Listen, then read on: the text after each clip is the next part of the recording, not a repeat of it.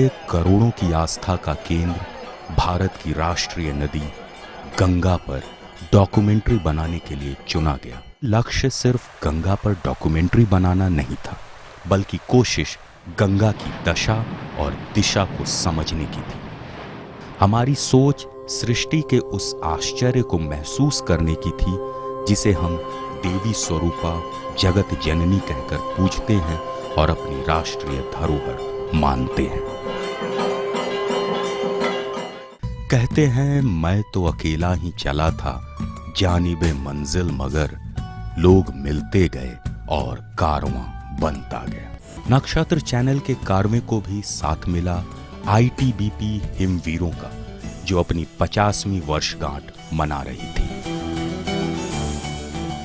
जय जवान जय किसान के नारे से गुंजायमान रहे इस देश की 1 अरब 21 करोड़ आबादी रात को घरों में आराम से सोती है, क्योंकि उन्हें पता है कि उनकी सरहद की निगहबानी करने ऐसे जवान हैं जो उठें तो हिमालय की बुलंदी को नाप दें और अगर झुकें तो गंगा सागर की कोख में छिपे दुश्मनों को भी दबोच लें।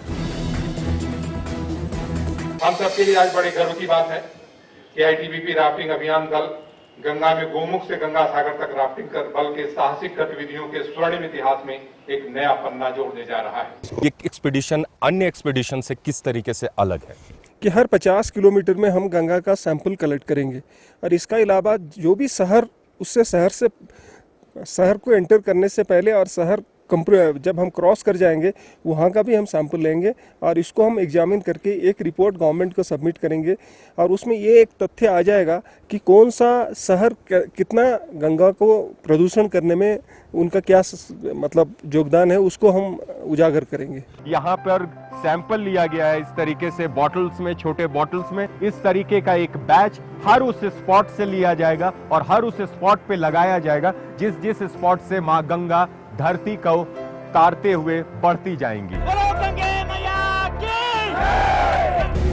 दूर दूर तक जमीन कहीं नहीं थी, ऊपर आसमां में बादल और नीचे बे ऑफ बंगाल की तेज लहरें।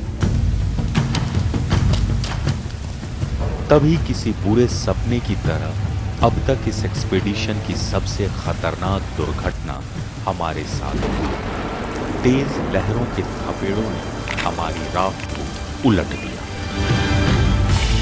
प्रकृति की शक्ति के सामने हम इंसानों की बिसात का अंदाजा मुझे लग चुका था।